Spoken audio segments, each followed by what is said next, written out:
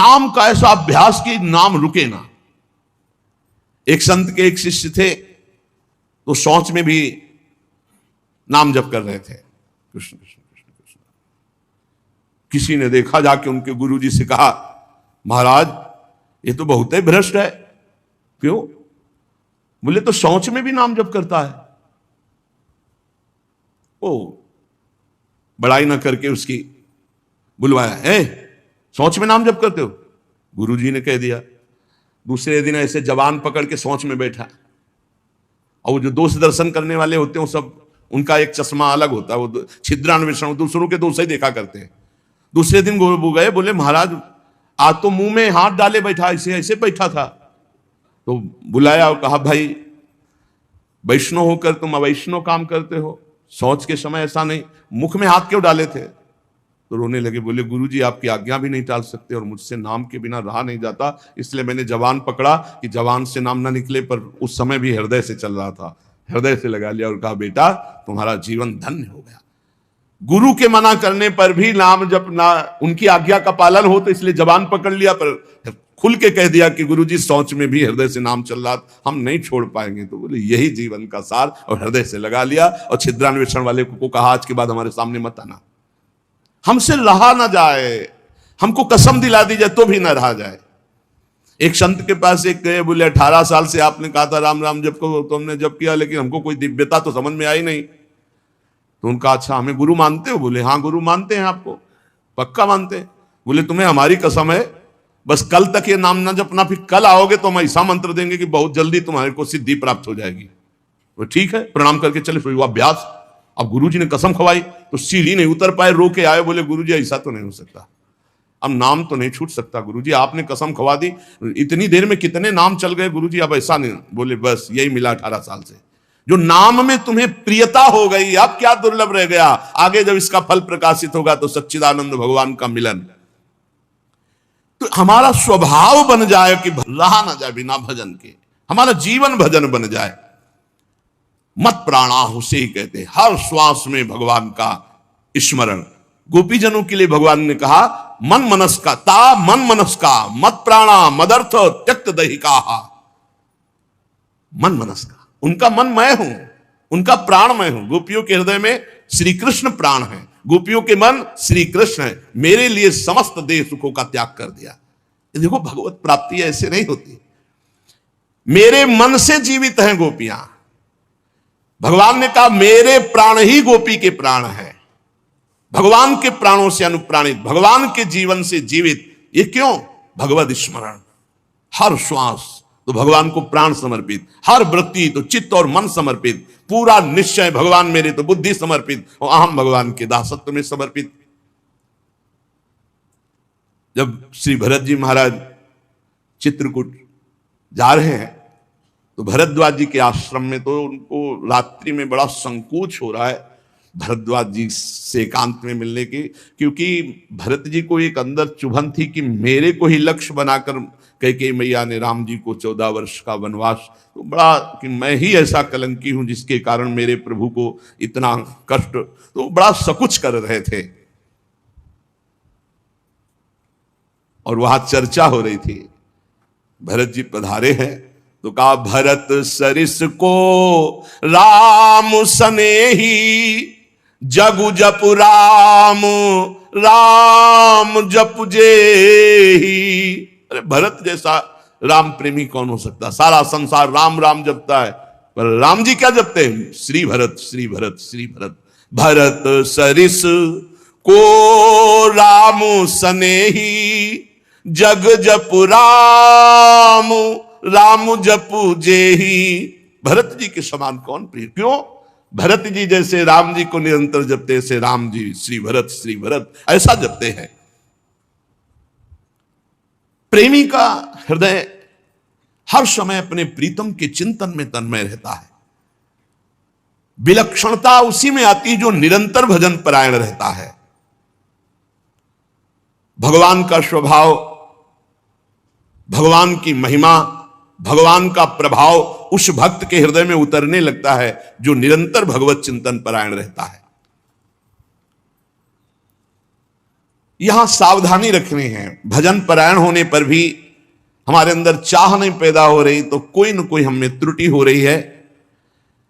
जिसको अपने साध्य का पता है, मेरा साध्य क्या है श्यामा श्याम, तो फिर राजी कैसे हो रहे हो और से? जब तुम्हारा साध्य श्यामा श्याम है तो तुम राजी कैसे हो रहे हो और बात से, धन से, संपत्ति से, प्रणाम से, नमस्कार से? जब तुम जानते हो ये मिथ्या है, तुम्हारा साध्य परमात्मा है, तो तुम परमात्मा के सिवा अन्य किसी से कैसे राजी हो गए?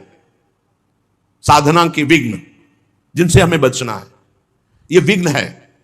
अपने आराध्य देव साध्य के बराबर किसी को नहीं रखना, ये बात समझो। किसी वस्तु, व्यक्ति, स्थान, घटना, परिस्थिति, कैसे तुम राजी हो गए कि प्रभु का विस्मरण? जैसे हम किसी व्यक्ति से मिलने में प्रभु को भूल गए तो वो व्यक्ति प्रभु से बढ़कर हो गया। किसी वस्तु के भोग में हम प्रभु को भूल गए तो वस्तु प्रभु से बढ़कर हो गए। साध्य की ओर जिसकी दृष्टि नहीं है वो साधक किस बात का? अपने को जो एकांत रूप से भगवत प्राप्ति के मार्ग में चलाया है उसी को साधक कहते हैं। और जो हर समय साध्य को लक्ष्य रखता है वही साधक, प्रवीण साधक है। अपने कार्य में, अपनी साधना में, अपने मार्ग में दूसरे की तरफ ताको झाको मत, चुपचाप चलते रहो। साधक को हमेशा ध्यान रखना चाहिए, हमें कभी लक्ष्य को भूलना नहीं है। हमारा लक्ष्य क्या है? खड़े हैं तो हमारी दृष्टि बिल्कुल मंत्राकार, कार्य में है तो नाम जप। जी, जब पूछे क्या चल रहा है, आपकी कृपा से चल रहा है। उत्तर यही होना चाहिए, झूठ नहीं, सत्य यही होना चाहिए। लक्ष्य को भूल गए जिस मिनट, जिस सेकंड, उससे बड़ी हानि क्या है? तुम साधक क्या हो? हानि हरिवंश के नाम अंतर परे, का हनुमंत विपत्ति प्रभु सोई, जब तो सुमिरन भजन न हुई। हरि बाबा ने एक दृष्टांत में बताया कि एक सिद्ध फकीर एक संत की झोपड़ी पर गए तो वहां गड्ढा बना हुआ था सामने और घुटनों का भी। उनका शिष्य और संत जन थे तो उनका ये क्या है? बोले हमारे गुरुजी यहां दंडवत करते हैं। कहा ऐसे चिकनी चट्टान में भी गड्ढा बन गया, इतनी दंडवतें करते हैं? बहुत गदगद कंठ हुए और कहा बहुत दिव्य संत हैं जो इतनी दंडवतें रोज प्रभु को करते हैं। तो आकाशवाणी हुई कि इनकी दंडवतों से मैं खुशी नहीं हूं। तो सिद्ध फकीर जो थे, संत, वो रोने लगे।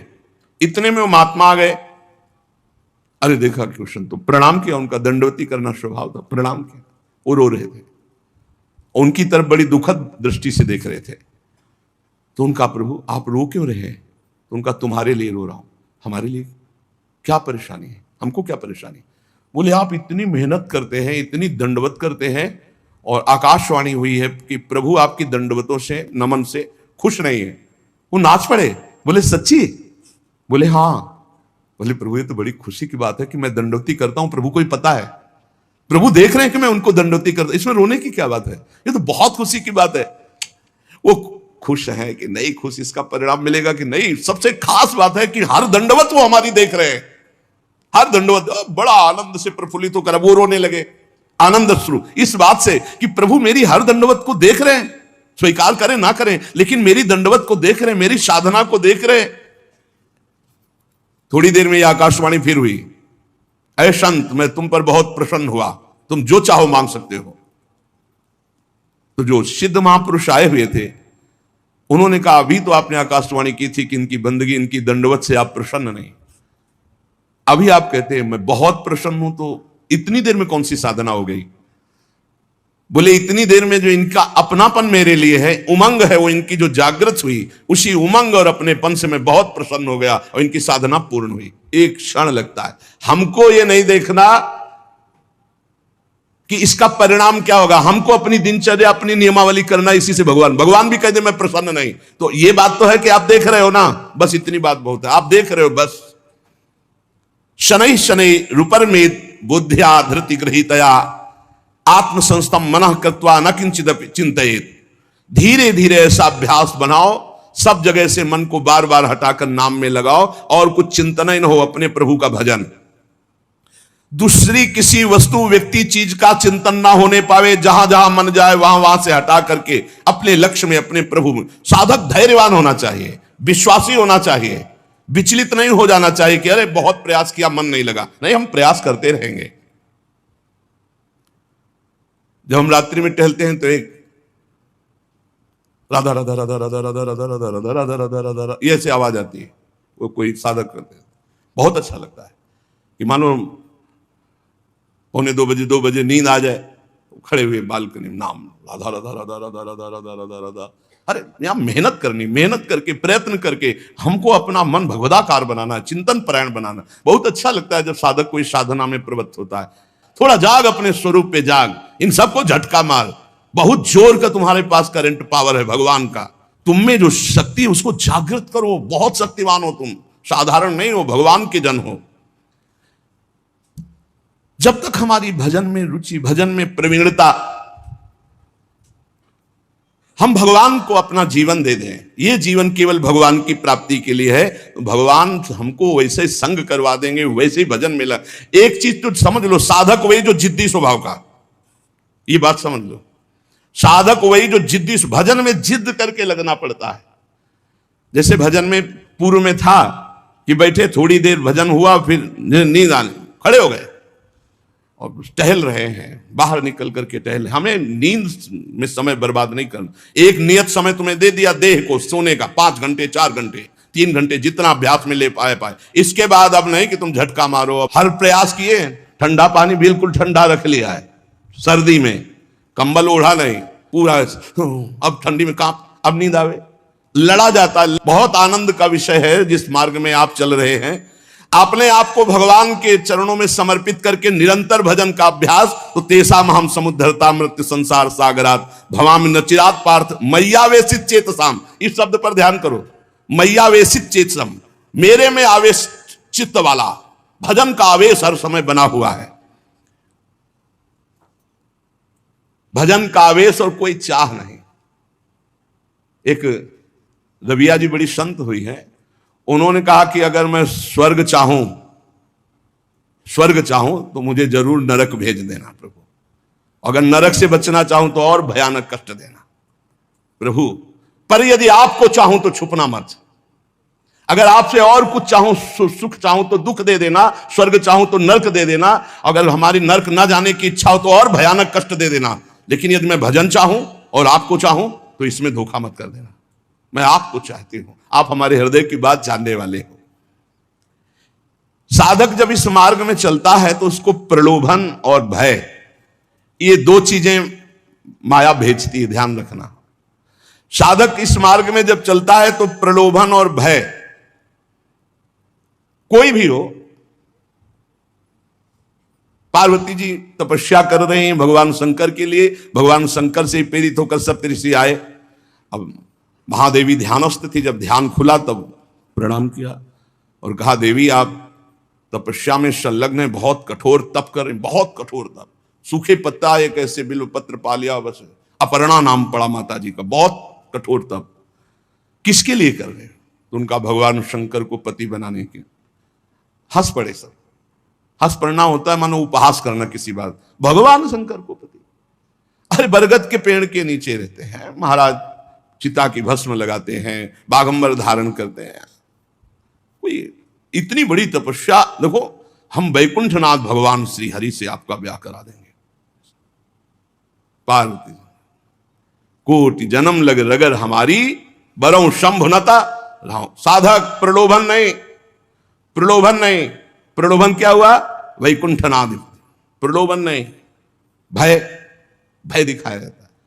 जब ध्रुव जी महाराज चले तो नारद जी आ गए, भय दिखाए, अरे वहां मुक प्रहलाद जी, नारद जी, बड़े बड़े महाभागवत, इनके जीवन में देखो प्रलोभन भय किस किस कोटि के आए, लेकिन अपनी निष्ठा छोड़ी। दुलार करता हुआ हिरण्यकश्यप कहते, छोड़ दो इस हरि की बात और जो तू चाहे प्राप्त कर ले। और भय तो कितना भयानक दिया। साधक जब इस मार्ग में भजन की जिद पकड़ लेता है, तब उसके हृदय में पूर्व में जो भोग इच्छा रही है, बहुत ध्यान से सुनना, वो फ्री भोगने को एकांत में मिलने का संयोग माया बना देगी। प्रलोभन, पूर्व में कोई भी भोग इच्छा रही है, सबसे पहले भजन की तन्मयता में वो भेजी जाएगी, भोगो इसे, फ्री, कोई विघ्न नहीं। आपको लगा हाँ हाँ ये तुम्हें चाह ही रहा था, मारे जाओगे। आपका भजन लुट जाएगा, वो वृत्ति लुट जाएगी। भोगेश्वर प्रसक्ता नाम तया प्रहृत चेतसाम व्यवसायत्मिका बुद्धि समाधो न विधीयते। आपका थोड़ा सा अच्छा भजन होने लगेगा तो आपके पास भेजे जाने लगेंगे लोग। ध्यान से सुनिए, बड़े भजनानंदी है, ले सेव अंगूर, ये ले वो ले, ये रुपया की गड्डी, कभी कोई जरूरत हो फोन नंबर ले, ये ले फोन हो। उसमें ये भगवान की माया आपके भजन की एकांतिक वृत्ति को छीनने के लिए व्यवस्था भेज रही है। ये तुम्हारे भजन का फल नहीं है, भजन का विघ्न है। बहुत से भक्त बनने लगेंगे, आपका पूजन करने लगेंगे। बहुत खतरनाक खेल है, बहुत समझ के। पूजा अच्छी लगने लगी, फल फूल अच्छे लगने लगे, रुपया पैसा अच्छा लगने लगा, फोन नंबर अच्छा। अरे भाई, जिनके पास फोन है अब उनको दूसरे की जरूरत क्या है? असंगोहम पुरुषा, अकेले रहकर पूरे विश्व का सब भ्रमण करो, उसी में सब चीज है। इतने इतने बच्चे हैं, सब ज्ञान है उनको, पूरा विश्व का ज्ञान है मोबाइल भगवान की कृपा से। अगणित रूपों में आपके पास भजन का विघ्न भेजा जाने लगेगा जब आपका भजन सही होने लगेगा। कुछ तो बड़ाई करने वाले भेजे जाएंगे, मोचूपड़ी बोलने वाले। बचना चाहिए इसों से, जलन पैदा होनी चाहिए। जब माया ये जान लेती है कि भगवान बनना चाहता है तो वो मायापति तो सिर्फ भगवान ही है, वो ऐसे प्रश्न फेंक देती है कि वो अपने आप चिल्लाने लगता है कि मेरे जैसा आदम कोई नहीं है। बड़ाई सुनकर अच्छी लगने लगे, साधन मार्ग के पथिक को बच के। साधन की सिद्धावस्था है, सबके चरणों में वंदना करो, सब इष्ट रूप है, हम सबके दास हैं। शो अनन्य गति जाके असमति न टरे हनुमंत, मैं सेवक सचराचर रूप स्वामी भगवंत। कहीं धोखे में मत आ जाना।